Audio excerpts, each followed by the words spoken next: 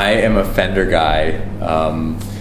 My go-to bass is a 63 reissue precision bass that I've had for the 2015. I've had for three or 4 years now, and I just love it. It's just such a wonderful sound. And although it's a reissue, it was built to spec. Even the paint job, the lacquer coating at in 63 was much thinner than it was. Than it is nowadays. And of course, it's a different compound altogether. So it's aged quite rapidly on the road, and it doesn't look quite like a 63 yet, but I'd say it looks like a bass from the 80s right now. I got another, maybe in another 4 or 5 years, it'll look like it's a true 60s bass, just, from wear and tear, and just constant touring and playing. But that's my baby right now. I've been eyeballing up new ones. I want to get, it has a rosewood fingerboard. I want to get a precision bass with a maple neck, just to have that more, a little more brighter tone, and to use for songs in really low tunings, just for a little more clarity on those super low notes.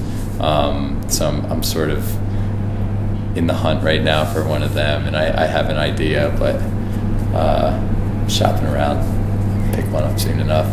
Year I started out with, I had an Area Pro 2.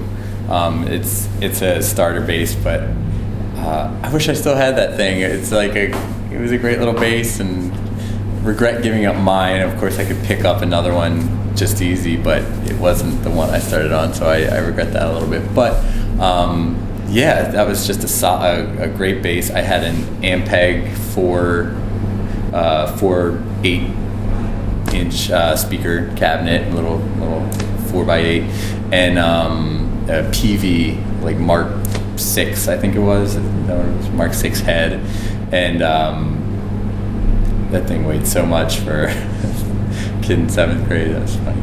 But yeah, that was the rig I started out on and used for quite some time. My best advice for any musician, beginner or otherwise, and is to keep practicing. And I remember so much, like I was always in the music, extracurricular activities at school, but I was a piano player as well, and music was always a big part of my life, and there were many days where I didn't want to rehearse, or I didn't want to go to lessons, and looking back, I'm so thankful I did.